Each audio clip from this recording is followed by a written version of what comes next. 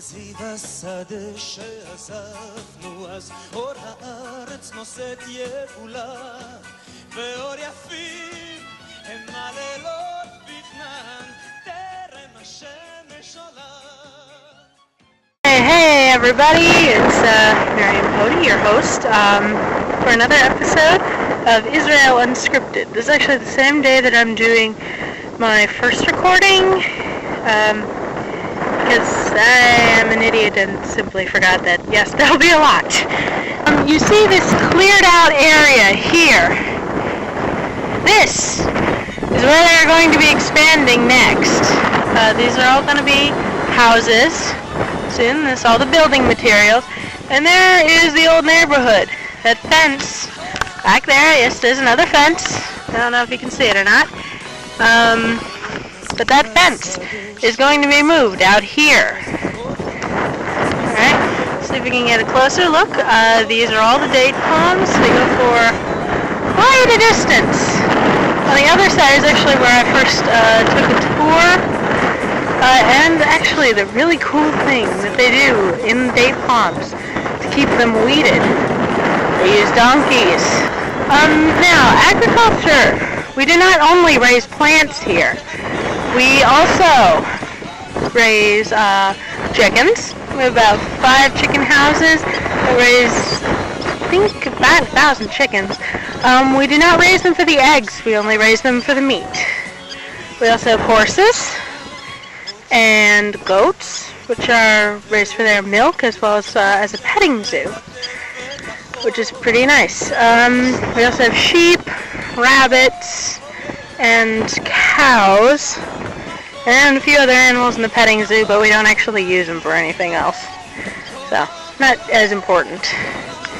Alright, I'm going to keep heading out to the date palms. I'm really, really sorry for inconsistent sound.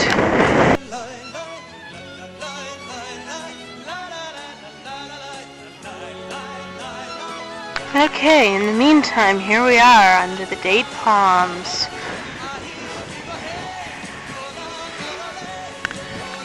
Really cool. I don't know if there are any donkeys out today. See if I can get photos later if I'm up here. Now, it's not quite so windy in here because of all the trees.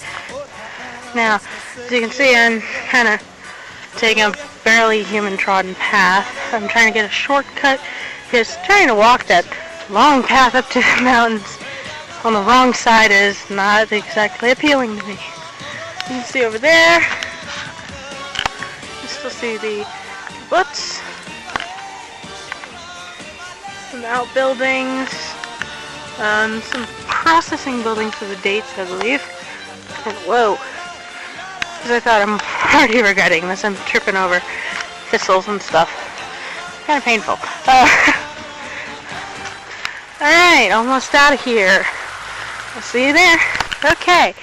Now, you see this little house there on the stake. This would be a birdhouse. Not just any bird, though. A very special kind of bird. These are all over the place. And basically, what they are is houses for barn owls. Now, these little babies, they get rid of all the nasty little mice that come around and eat crops. Of course, there aren't any crops right here right now, but they tend to eat all our crops. And so they brought in the barn owls as an eco-friendly way to take care of them. And it worked. Mice and rats have been reduced drastically, so we're able to keep production up. So, yes! Thank you so much for all the nice work you do. Another one of the 7 traditional grains, fruits, products of Israel. These are olive trees. We also eat these every day for every meal. They are awesome. But row upon row, these beautiful olive trees. And as you can see, they go for some distance. This is pretty much the northern extent of the kibbutz, minus what other farmland it has. I believe it goes up to that tree line in the distance there. Right there. As you can see, there are still mountains on either side. They really do extend all the way up there. We are in a valley. This means it will get really, really hot in the summer, because all the heat's going to get trapped down here, and no more rain is going to hit this area once summer comes. As you can see, I still have quite a way to go. I need to go up those hills. Up there will be a lookout point. Alright, I'll see you up there. Oh my god. You're there? Donkeys! Aren't they cute? These are the guys that take care of all of our weeding and the date palms, which is good because there are a lot of date palms and these guys are hungry. See, I told you guys I'd find you some donkeys.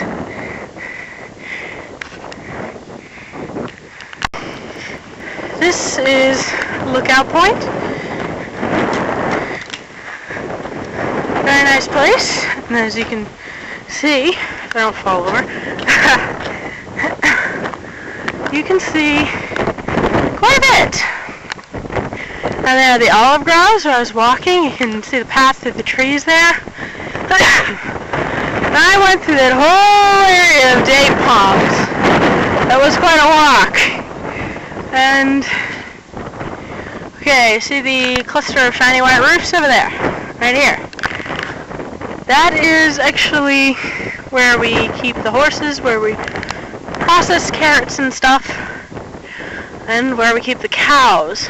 We are actually somewhere in this stand of trees here. And again, you can see the Gil'ead Mountains all the way around. And I'm not exactly at the top of the Gilboa Mountains. I probably won't be. Not on this trip. I'm way too tired and it's getting way too late. So people are going to start wondering where I am. And here, there's a plaque that's at the top. I do believe this is dedicating the spot to one of the founders of this place. I think it might have been the man who cleared this area out. And then you can see the extent of the land. This is a really, really big place. And again, even from up here, you cannot see the Jordan River. You really can't. It's somewhere at the base of these mountains, but you can't see it from here. Because again, 10 feet below everything else.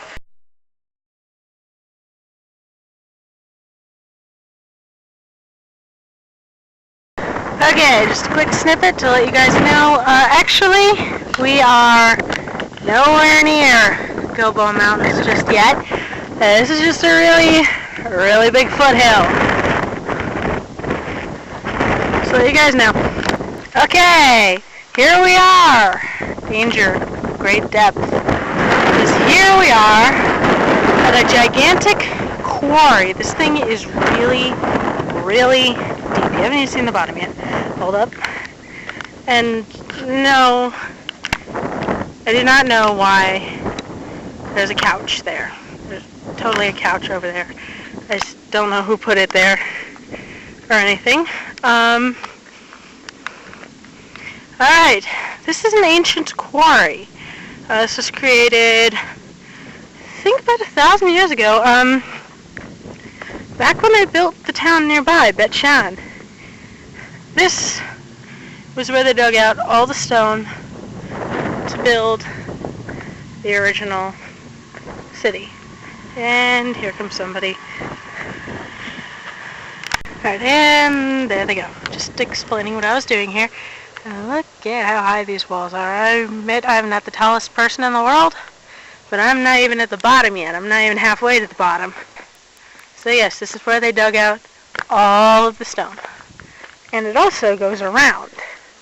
Let me keep following this path. Now, our guide who took us here a few weeks ago, I've already been in Israel for about a month, and the guide that brought us here, he's from Chicago, and he's lived here for quite some time, and his children live here, and his grandchildren. And one day, I believe it was for Pesach a few years ago actually, his friend brought all the school children down here, down to that valley right there at the end. All the kids were brought here. And then his friend began to play very dramatic music.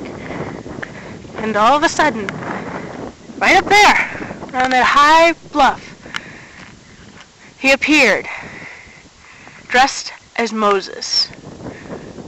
It was so impressive that the children just sat there in stunned silence for about 5 minutes before somebody finally recognized him, and then it was all, oh hey, it's that guy. It's a place with a lot of history. As you can see, there are a lot of vertical grooves here. Some of these are from picks and hammers. Some of these, like this greenish-gray waterfall over there, that's not a shadow. It's actually rainfall. When it rains heavily enough, that becomes a waterfall. There are quite a few such areas. Let's see if I'm zooming in the right area. Yes, I am. Like that. That becomes a waterfall. So yeah, this is the very bedrock from which Bet-Shan was cut and carted off. Alright. Okay, well, this concludes this episode of Israel Unscripted. I will now be going back to Stay Eliyahu, to my dorm, and maybe get some sleep. Alrighty, I'll see you guys next time.